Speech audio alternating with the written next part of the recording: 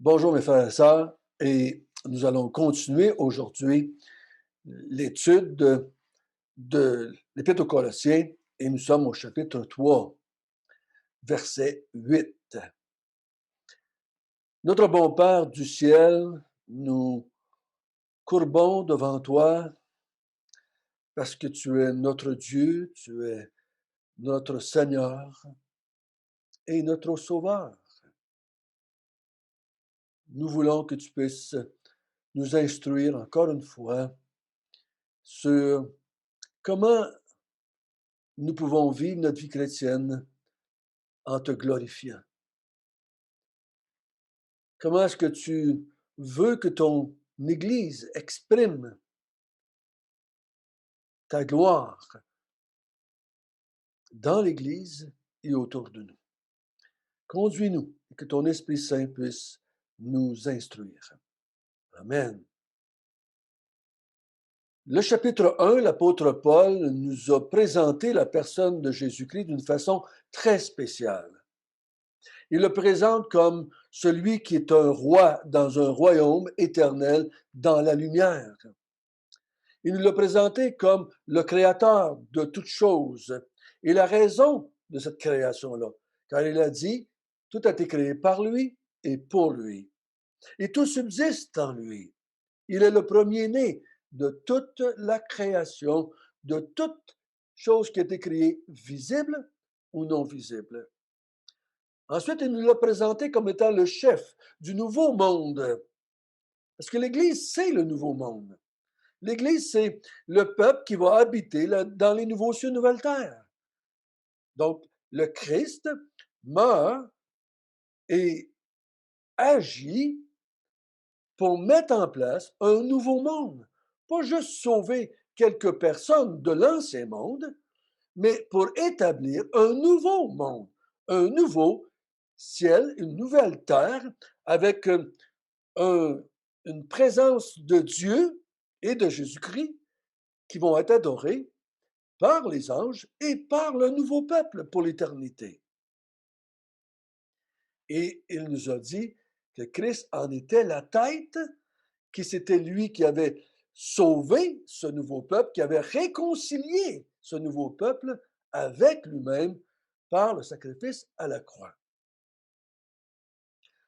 Ensuite, il nous a dit au chapitre 2, faites attention de ne pas vous laisser séduire par des discours vains. Faites attention de ne pas vous laisser séduire par des philosophies qui s'appuient sur les traditions des hommes, sur les principes élémentaires de ce monde. Faites attention de ne pas vous laisser ravir le prix de la course. Faites bien attention, dit-il. Il dit aussi dans le chapitre 2, vous avez été unis au Christ par le baptême, par sa mort et sa résurrection. Vous êtes maintenant unis à lui pour toujours. C'est pour ça qu'il a commencé le chapitre 3, comme on a vu la semaine passée. Il dit, si vous êtes mort avec lui et si vous êtes ressuscité avec lui, cherchez les choses d'en haut, où Christ est assis à la droite de Dieu. Ne vous attachez pas aux choses de la terre ou renoncez aux choses de la terre. Et on a vu ensemble que s'attacher aux choses d'en haut, où Christ est assis à la droite de Dieu, c'est s'attacher à Dieu et à Jésus-Christ et l'œuvre qu'ils ont accomplie pour établir une nouveau cieux, une nouvelle terre. Nous renonçons aux choses de la terre, nous renonçons à tout ce que les hommes peuvent faire, tout ce qu'on pourrait faire pour notre justification, notre sanctification ou notre glorification. Nous n'avons jamais rien fait et nous ne ferons jamais rien pour que ce nouveau monde se mette en place. Nous avons adhéré par la foi à Jésus-Christ dans ce qu'il a accompli et ceci nous donne le privilège de participer à ce nouveau monde et de glorifier Dieu pour l'éternité. Nous sommes rendus au verset 8. Dans les premiers 7 versets, on a parlé de notre union avec le Christ. Il dit, vous êtes mort avec lui, vous êtes ressuscité avec lui, vous êtes avec lui en Dieu, et quand il va paraître, vous allez être avec lui dans la gloire. C'est notre association avec lui. Maintenant, il va nous parler de notre association avec l'Église. Parce que nous n'avons pas été sauvés dans le but de vivre une vie d'individualiste ou une petite vie individuelle en attendant que Jésus revienne.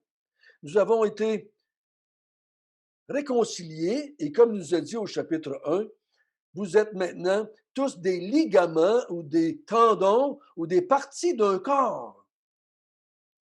Vous êtes associés les uns et les autres avec la tête. Vous n'êtes pas des individus reliés avec la tête qui n'avaient rien à faire avec d'autres personnes, mais vous êtes unis ou associés les uns aux autres avec la tête. Il n'y a personne qui est uni à la tête qui n'est pas associé les uns aux autres. Et c'est pour ça qu'il va nous parler ici, dans notre association les uns avec les autres, comment on va manifester la gloire de Dieu. Nous allons voir, premièrement, nos relations fraternelles ecclésiastiques. Et en deuxième lieu, nous allons voir nos relations fraternelles domestiques.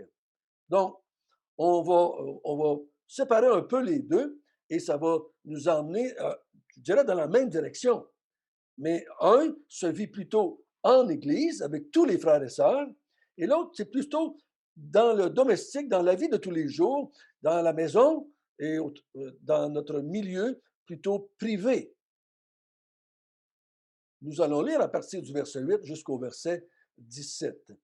Mais maintenant, renoncez à toutes ces choses, à la colère, à l'animosité, à la méchanceté, à la calomnie, aux paroles équivoques qui pourraient sortir de votre bouche. Ne mentez pas les uns les autres, vous étant dépouillés du vieil homme et de ses œuvres. Et en revêtu l'homme nouveau, qui se renouvelle dans la connaissance selon l'image de celui qui l'a créé. Il n'y a ici ni grec, ni juif, ni circoncis, ni incirconcis, ni barbare, ni scythe, ni esclave, ni libre, mais Christ est tout et en tous. Ainsi donc, comme des élus de Dieu, saints et bien-aimés, revêtez-vous de sentiments de compassion, de bonté, d'humilité, de douceur, de patience. Supportez-vous les uns les autres. Et si l'un a sujet de se plaindre de l'autre, pardonnez-vous réciproquement. De même que Christ vous a pardonné, pardonnez-vous aussi. Mais par-dessus tout, chose, revêtez-vous de l'amour, qui est le lien de la perfection, et que la paix de Christ à laquelle vous avez été appelés, pour former un seul corps, règne dans vos cœurs.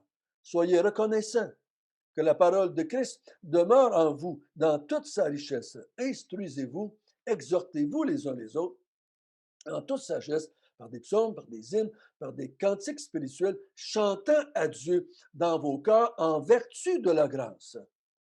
Et quoi que vous fassiez, en parole et en œuvre, faites tout au nom du Seigneur Jésus, en rendant par lui des actions de grâce à Dieu le Père.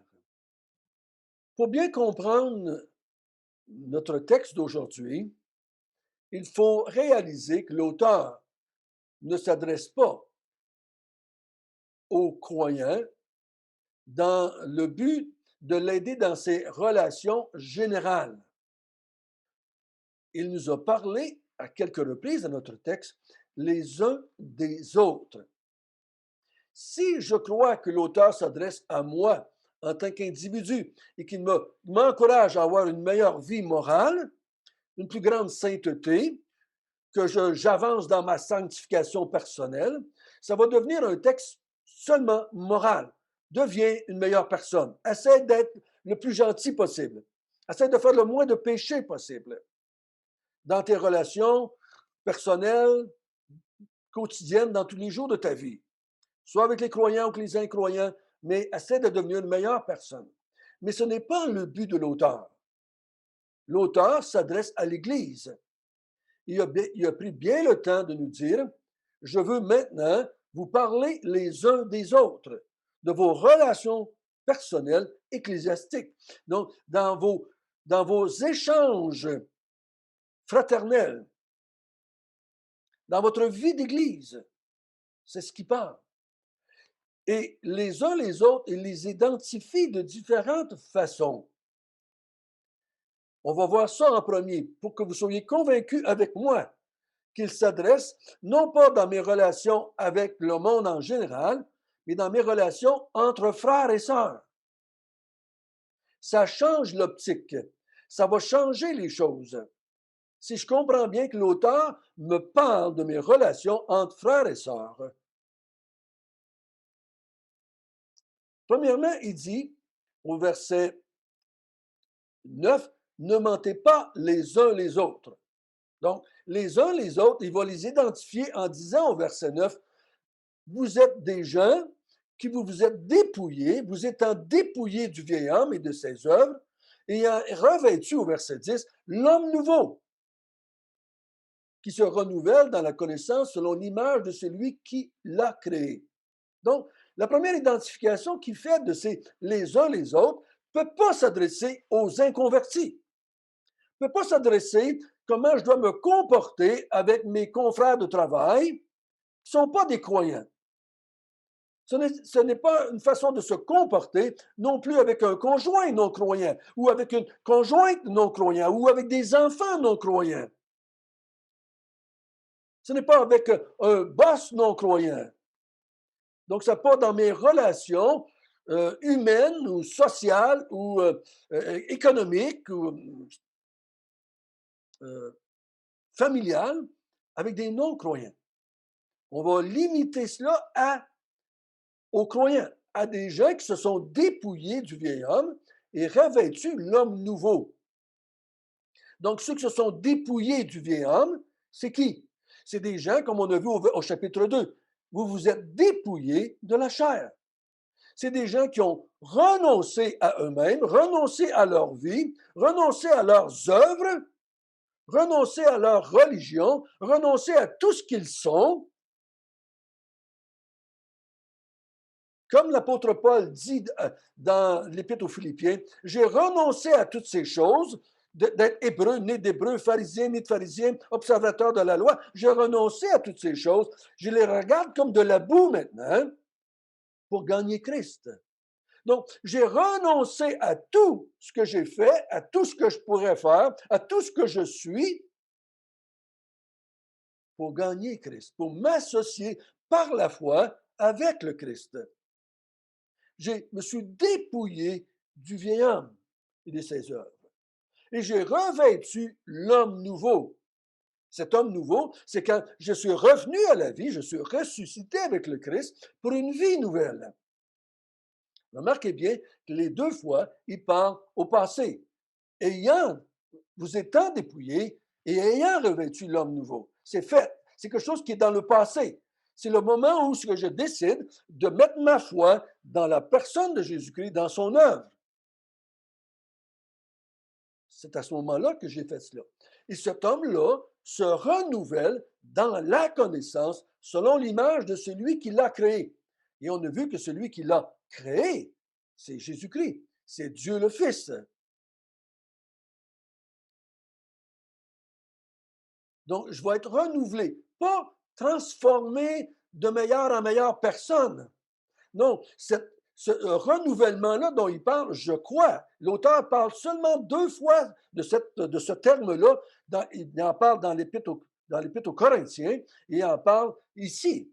C'est que ce maintien, ce continue, elle avance. Non pas qu'elle s'améliore, mais elle se maintient, elle subsiste dans la connaissance de celui qui nous a créés. Et je crois qu'il fait référence ici, elle se renouvelle dans l'Évangile, dans le maintien de l'Évangile, dans la persévérance dans l'Évangile, parce que si j'abandonne et que je veux additionner des choses, que je veux enlever des choses, que je veux mettre des ne touche pas, ne mange pas, observe les dimanches, les sabbats, fais ceci, fais cela, ne fais pas ceci, fais pas ça. Je me renouvelle pas, au contraire. Au contraire, on va le voir. On l'a déjà vu. On va perdre le prix de la course. Elle se renouvelle dans le sens qu'elle se maintient dans cette vie-là. Ce nouvel homme-là se maintient dans la vie par le fait qu'il persévère dans la foi, dans l'Évangile, en n'y ajoutant rien et en n'y retirant rien. Ça, c'est la première façon d'identifier les uns les autres. Les uns les autres, c'est aussi au verset 11, quand il dit, quoi?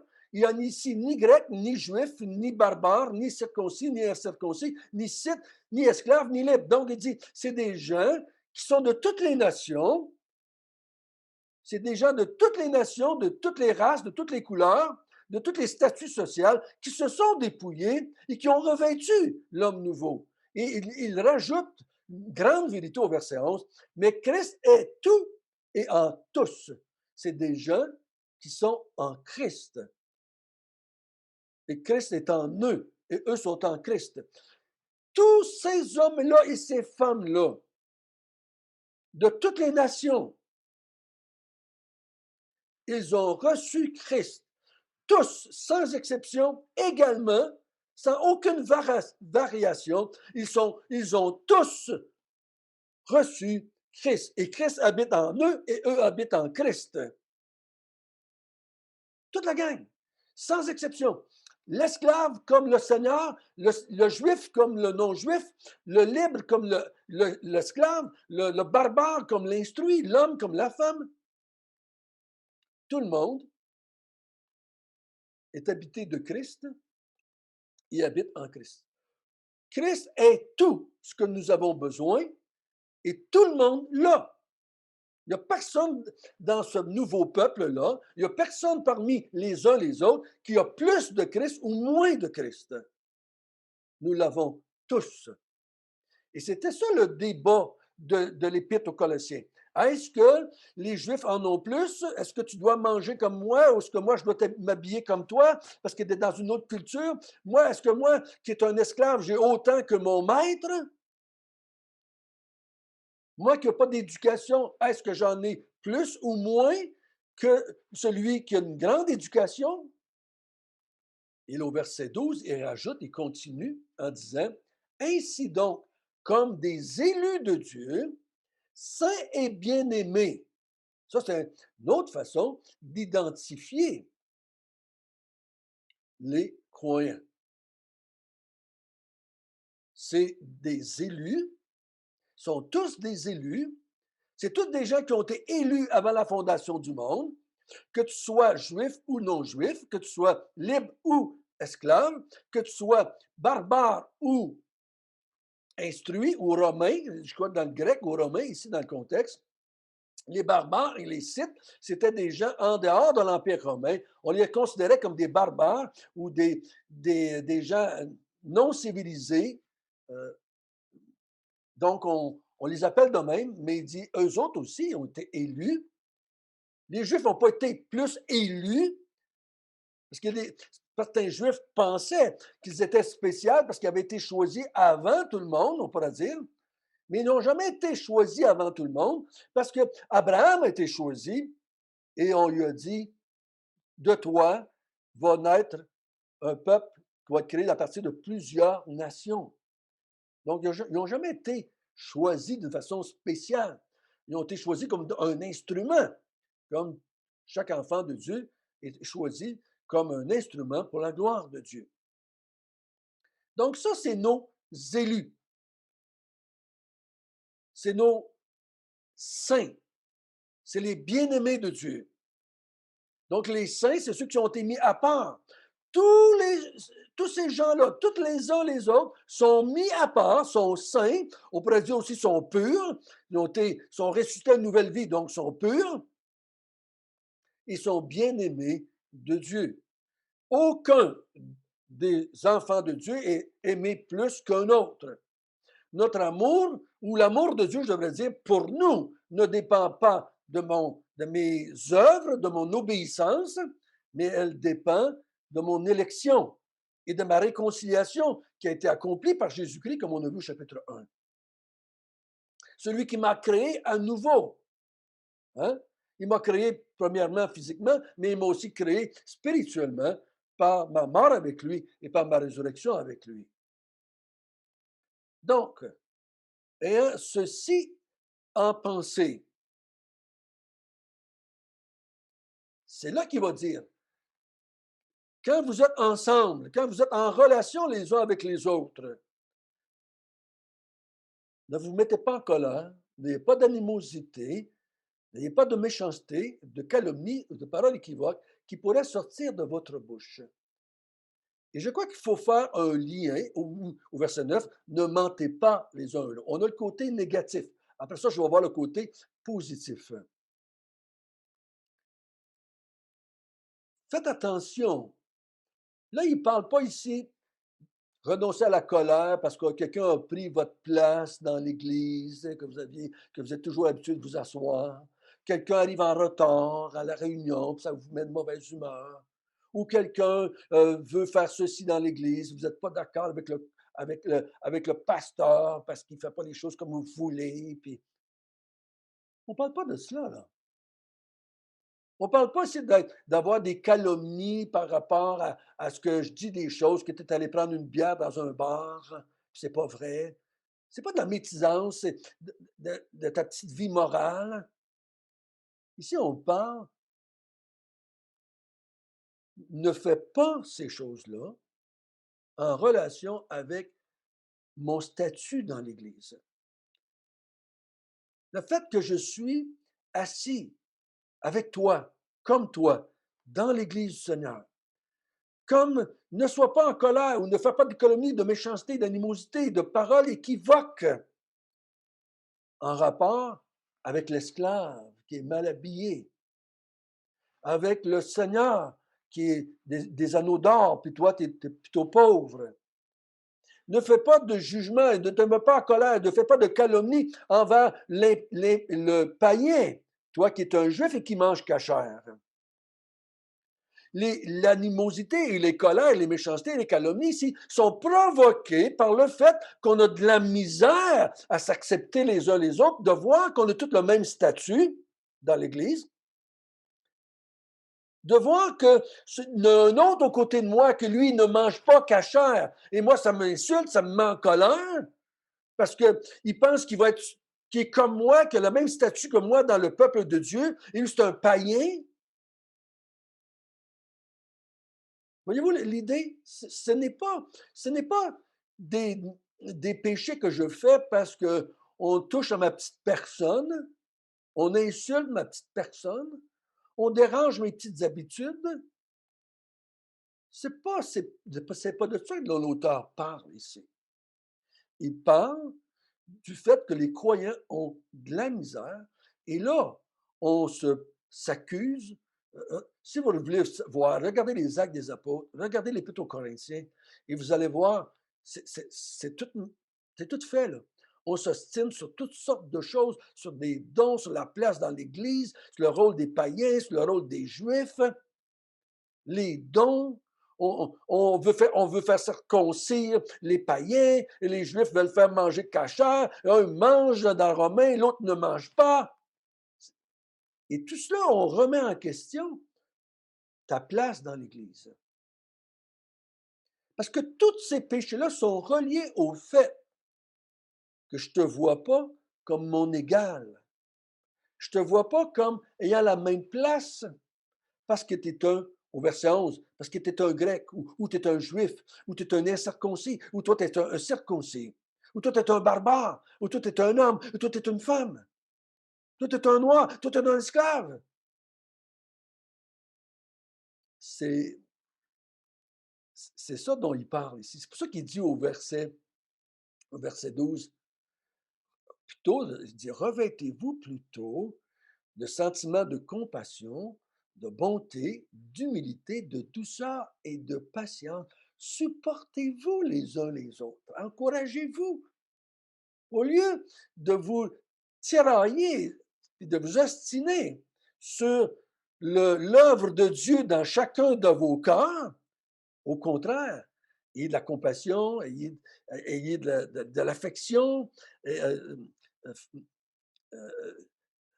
exercez de la bonté. Quand vous voyez arriver un païen, réjouissez-vous que Dieu a sauvé un païen, comme on fait dans Acte 11. Il se réjouit que Dieu avait donné la repentance même aux païens. Quand vous voyez que Dieu sauve un esclave barbare, réjouissez-vous, faites-lui une place dans l'Église. Recevez-le comme un frère, comme une sœur. Ne faites pas comme il dit dans Jacques, tu vois rentrer un pauvre, tu lui dis assis-toi à mes pieds. Et quand tu vois rentrer le gars qui est riche, tu dis assis-toi à ma droite, avec moi. C'est mauvais. Vous faites acceptation de personne et c'est mal, mes frères. C'est ce que Jacques dit. Tout cela est relié au fait qu'on a de la misère à comprendre que Dieu a fait une œuvre identique dans chacun de ses enfants. Et c'est relié au fait qu'il y en a qui se plaignaient, tu ne devrais pas manger ça. D'autres se plaignaient puis disaient, tu devrais manger ça, tu ne devrais pas t'habiller de même, tu devrais faire ceci, tu devrais t'asseoir en arrière, tu es un esclave. Et c'est pour ça qu'il va dire après, au, au verset 13, si vous avez sujet de vous plaindre l'un de l'autre, pardonnez-vous réciproquement. Si vous vous êtes fait du tort mutuellement autour de cette foi-là, si vous vous êtes plaint, si on s'est plaint sur votre façon de vous habiller, si on s'est plaint sur la façon que vous allez manger, si on se plaint sur ta race, sur ta nationalité, sur le fait que tu es un barbare, sur le fait que tu es un esclave, pardonnez-vous. Pardonnez-vous et recevez-vous, encouragez-vous mutuellement à vivre la vie chrétienne ensemble et à maintenir la foi qui vous a été transmise une fois pour toutes. Au lieu de vous ostiner sur d'ajouter ne mange pas, ne touche pas, qui cause des conflits, qui cause des colères, qui cause des médisances, qui cause des calomnies, encouragez-vous plutôt à maintenir la foi telle que vous l'avez reçue. Pardonnez-vous comme vous avez été pardonné. Christ vous a tous pardonné pour vous unir à lui, pour vous unir les uns aux autres, dans un nouveau corps, dans un nouveau peuple. Encouragez-vous dans cela. Et c'est ça qu'il dit au verset 14. Il dit, mais par-dessus toute chose, revêtez-vous de l'amour qui est le lien de la perfection. Mais quel amour parle-t-il ici? Ceux qui me connaissent depuis quelque temps, ils ne parlent certainement pas de l'amour hollywoodien, cet amour mielleuse qu'on chante partout dans les chants. Hein? Cet amour social là, ou traditionnel ou contemporain. Hein? C'est pas de ça qu'il parle. Revêtez-vous de l'amour que Christ a pour chacun d'entre vous, que Christ a eu pour chacun d'entre vous. Christ vous a aimé et vous a unis à lui. Aimez les frères et sœurs aussi. C'est pour ça que l'auteur nous a dit ailleurs, n'est-ce pas? Si tu n'aimes pas les frères, tu n'aimes pas Dieu qui l'a créé. Si tu n'aimes pas les frères et sœurs, si tu ne le reçois pas comme toi dans le peuple de Dieu, je ne suis pas obligé d'aimer la couleur de ses cheveux, c'est pas ça qu'on parle. Je ne suis pas obligé d'aimer comment il mange, tout cela. Je ne suis pas obligé d'aimer comment il s'habille. Je ne suis pas obligé d'aimer. Non! Mais je suis obligé de l'aimer comme Christ l'aime. Comme Christ l'a aimé au point de donner sa vie pour lui et de l'unir à lui-même et de vous emmener ensemble dans un peuple. C'est de cet amour-là dont il parle ici. Je t'aime, non pas parce que tu penses comme moi, tu vois les choses comme moi dans la vie, mais parce que Christ t'aime et tu fais partie du peuple de Dieu. Tu es mon frère, tu es ma sœur dans la foi. Tu as le même statut que moi. Nous avons commencé un chemin ensemble, nous sommes embarqués sur un chemin ensemble et nous sommes affiliés les uns avec les autres pour l'éternité. Frères et sœurs, nous ne sommes pas juste le corps de Christ ici, nous allons être le corps de Christ pour l'éternité. Nous allons former un peuple et nous allons être unis les uns aux autres pour l'éternité. Et nous avons besoin les uns des autres pour fonctionner. On ne peut pas vivre la vie chrétienne sans avoir les uns les autres. Oh, que j'aimerais qu'on comprenne ça, qu'on pousse ça un petit peu dans notre pensée. La vie chrétienne, ça ne se vit pas seul, isolé, chez nous, dans nos petites maisons, avec nos petites Bibles, tout seul. Ça ne se vit pas comme cela. Les chrétiens vont persévérer, vont continuer, vont conserver l'Évangile qui a été transmis une fois pour toutes parce qu'il y a les uns les autres. C'est pas pour rien que le Nouveau Testament dit 120 fois les uns les autres. C'est essentiel, c'est un absolu. Je vis avec mes frères et sœurs. J'ai besoin d'eux autres, ils ont besoin de moi. Je l'aime et ils m'aiment en Jésus-Christ.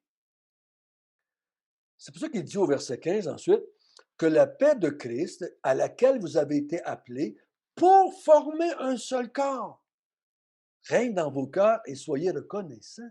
Voyez-vous, il dit, la paix de Christ à laquelle vous avez tous été appelés, pas à avoir un sentiment de paix, pas à vivre en paix, mais il dit, vous avez été appelés à la paix de Christ, à laquelle vous avez été appelés pour former un seul corps. Donc, Dieu a fait la paix avec chacun de vous, la paix entre vous et Dieu. Et parce que vous avez tous la paix avec Dieu, en Christ, vous êtes tous unis dans un même corps. Que cette paix-là règne dans vos cœurs. Donc, c'est pas que je suis en paix parce que tu fais tout ce que j'aime, puis que tu me déranges pas, puis que tu m'apprécies, puis tu me fais des compliments, puis tu me fais des sourires quand j'arrive. Puis c'est pas ça dont il parle. Il dit, vous avez ce que la paix de Christ règne dans vos cœurs. Parce que c'est cette paix de Christ-là qui était le moyen par lequel Dieu a formé un seul corps. Dieu a fait la paix avec un groupe de personnes, avec un groupe d'hommes et de femmes de toutes les nations du monde, et a formé un corps avec ce peuple-là. Que cette paix-là règne dans vos cœurs. Je devrais être en paix avec toi, parce que moi, je suis en paix avec mon Dieu et mon Sauveur, et toi aussi, tu es en paix avec ton Dieu et ton Sauveur. Oui, oui, oui, oui, on va avoir des petits problèmes relationnels humains, mais ce n'est pas de ça dont on parle ici, dans Colossiens.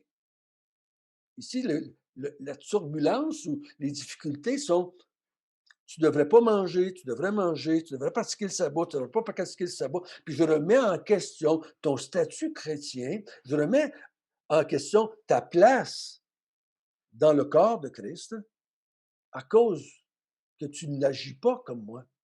Et je remets même en question peut-être ta bénédiction, ton salut, parce que tu n'agis pas comme moi. On va voir plus tard qu'il y a des grosses conséquences à penser comme ça. Si je veux te mettre un fardeau sur le dos et que je veux te dire que tu n'es pas accepté complètement, si tu ne fais pas ceci ou si tu ne fais pas cela, je me tire dans le pied, comme on dit en québécois. On va le voir un peu plus tard. Ce qui dit au verset 15 à la fin, soyez reconnaissants de quoi? De cette paix que Dieu a faite avec moi et avec toi, et qu'ensemble, on peut travailler. Je suis reconnaissant que Dieu m'a mis dans un corps, m'a donné les uns les autres, m'a mis d'autres personnes. C'est pour ça que si je pense que je suis capable de vivre ma vie chrétienne par moi-même, c'est un orgueil spirituel qui est mal placé. C'est pour ça qu'il nous a dit au verset 12, compassion, bonté, humilité, douceur, patience, parce que j'ai besoin des uns des autres. Je sais, je suis convaincu, vous êtes convaincus, je l'espère, que vous avez besoin les uns des autres. et que vous allez faire tous vos efforts, vous autres aussi, pour avoir une vie avec les uns les autres. C'est une des choses que je trouve le plus difficile pendant ce temps un peu spécial, un peu bizarre, où est-ce qu'on nous empêche d'être avec les uns les autres. Au verset 16, il dit que la parole de Christ demeure en vous dans toute sa richesse. Instruisez-vous, exhortez-vous les uns les autres en toute sagesse, par des psaumes, par des hymnes, par des cantiques spirituels, chantant à Dieu dans votre cœur en vertu de la grâce. Donc il dit, au lieu de vous ostiner, au lieu de vous chicaner sur des choses non essentielles, qui n'ont pas de valeur réelle, comme on avait vu, vous savez, au chapitre 2, il dit, ils veulent s'abstenir de manger, ils veulent faire ceci, ils veulent faire cela, ils veulent faire, c'est une façon de montrer de l'humilité, mais il dit, ces choses n'ont aucune valeur réelle. Donc, il dit plutôt, encouragez-vous, exhortez-vous, instruisez-vous, maintenez-vous, partagez, exhortez, étudiez ensemble la parole de Dieu. Restez attachés les uns aux autres à la vérité, à l'évangile reçu. Vous avez besoin de moi, j'ai besoin de vous pour rester attachés aux Écritures. Ne pensez pas que par vous-même, toute seule, avec votre Bible, vous êtes capable de vous garder toute seule dans la vérité. Ce n'est pas exact. Vous avez besoin du corps pour rester attaché à la vérité. J'ai besoin du corps pour rester attaché à la vérité. C'est que le corps doit investir du temps, de la prière, des argent, tout ce que vous voulez, tous vos dons, vos talents, pour pouvoir rester attaché à la vérité. C'est pour ça qu'il dit, ensemble, vous allez chanter des cantiques spirituels, vous allez chanter à Dieu dans votre cœur, ensemble, des cantiques qui sont basés sur la grâce, en vertu de la grâce. Basés sur la grâce. Et non pas basés sur des œuvres que vous pourriez faire. Je remarque que souvent, on chante souvent des cantiques, c'est pour nous exhorter à faire des œuvres, à faire des choses, quand on devrait plutôt chanter des cantiques qui reflètent ce que Dieu, ce que Christ ont fait, qui reflètent les choses d'en haut, et non pas celles sur la terre qu'on pourrait faire. C'est pour ça que j'aime prendre le repas du Seigneur, parce que le repas du Seigneur me ramène vers les choses d'en haut, me ramène à la grâce. Et au verset 17, il dit, « Et quoi que vous fassiez en parole ou en œuvre, faites tout au nom du Seigneur Jésus-Christ, en rendant par lui des actions de grâce à Dieu le Père. » Tout ce que vous allez faire dans l'Église, les uns avec les autres et les uns pour les autres. Là, il ne parle pas de ce que vous faites sur votre job avec une gang de non-croyants. Il parle ici, et quoi que vous fassiez en parole ou en œuvre, faites tout au nom du Seigneur Jésus, en rendant par lui des actions de grâce à Dieu le Père. Vous, ce qu'il est en train de dire, votre focus n'est pas sur les choses que vous pouvez faire ou ne pas faire. J'ai été des années à enseigner les choses à faire et à ne pas faire. Puisque je trouve encore triste, j'entends des multitudes d'enseignants qui sont toujours en train de dire à l'Église qu'est-ce qu'elle doit faire ou ne pas faire. Peu importe ce que vous faites en parole ou en œuvre, vous le faites au nom du Seigneur Jésus-Christ. Donc, vous voulez exalter ce que le Seigneur Jésus-Christ a fait. Vous le faites à cause de ce que Christ a fait en vous. Ça, vous allez faire ressortir ce que Christ a fait en vous et dans chacun de vos frères. Vous allez rendre grâce à Dieu au nom du Seigneur Jésus-Christ, de l'œuvre qu'il a accomplie en vous par Jésus-Christ, ou que l'œuvre que Christ a accomplie pour vous afin que vous fassiez partie du peuple de Dieu. Ce que nous allons faire, ce que nous allons dire, va refléter son œuvre. C'est comme ça que je le glorifie. C'est comme ça que je fais les choses en son nom. Quand je dis que tu ne dois pas manger, que tu ne dois pas t'habiller, que tu ne dois pas faire ceci, ou que tu ne dois pas travailler le dimanche, que peu importe ce que je voudrais ajouter ou enlever, de tradition, de pensée, de principes humains que je voudrais rajouter, je ne le fais pas au nom du Seigneur Jésus-Christ, là. Je te demande à toi de faire de quoi. Je ne peux pas rendre grâce à Dieu pour ce que je fais.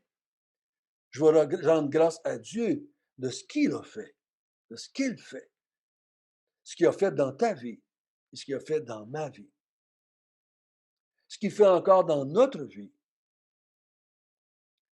parce qu'il est impliqué dans l'Église. Le Seigneur, il est la tête, donc il n'est pas séparé du corps. Il guide le corps, il conduit le corps par les Écritures, par le Saint-Esprit. Il veut qu'on le glorifie. Donc, je résume ici. Il dit, dans vos relations fraternelles en Église, rappelez-vous que tous ceux qui vous côtoient sont des gens qui se sont dépouillés comme vous de leur ancienne nature et de leurs anciennes œuvres. Ils se sont revêtus comme vous de Jésus-Christ. Ils sont revenus à la vie comme vous. Ils sont ressuscités avec Christ comme vous. Et tous ces hommes et ces femmes sont comme vous. Ils cherchent les choses d'en haut. Ils ont renoncé aux choses de la terre. Ils sont comme vous. Ils ont revêtu l'homme nouveau. Ils sont comme vous. Ils sont des élus de Dieu. Ils sont des saints. Ils sont des bien-aimés comme vous. Ils ont la paix de Christ en eux. Et ils aiment les choses de Dieu comme vous. Ils aiment la parole de Dieu. Ils veulent se réjouir de ce que Dieu a fait aussi dans leur vie, dans ta vie. Des fois, nos relations reflètent un manque de compréhension du besoin que nous avons les uns des autres. Ça reflète aussi le fait qu'on ne comprend pas bien le fonctionnement de l'Église. L'Église, c'est des gens qui vivent ensemble pour s'encourager, s'édifier, s'exhorter, à marcher, à chanter la grâce du Seigneur, l'amour du Seigneur, la paix du Seigneur, l'œuvre du Seigneur, l'évangile du Seigneur.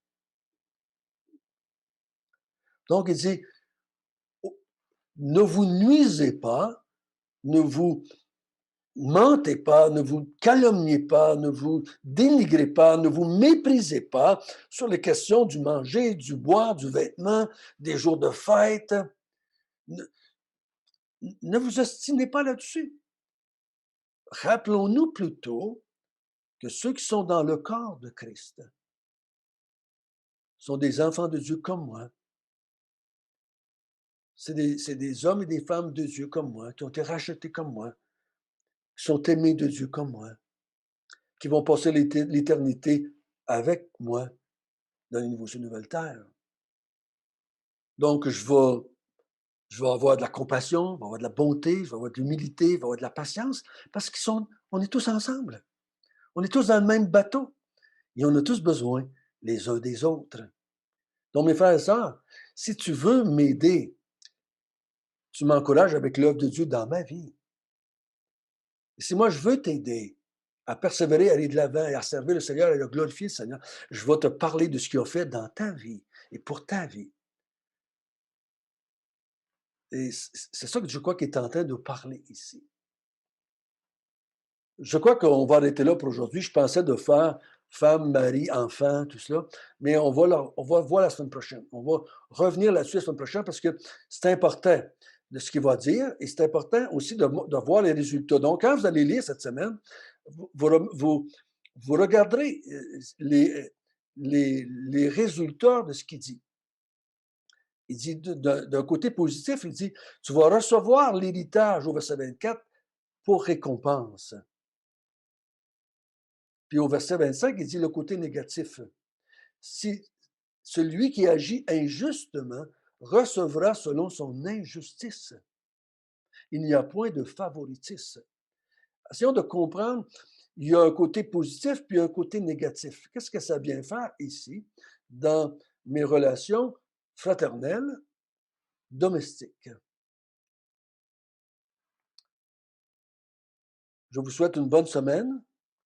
Que le Seigneur, dans vos relations les uns avec les autres, je vous encourage à trouver des façons de continuer à avoir un impact les uns avec les autres, même en ce temps spécial.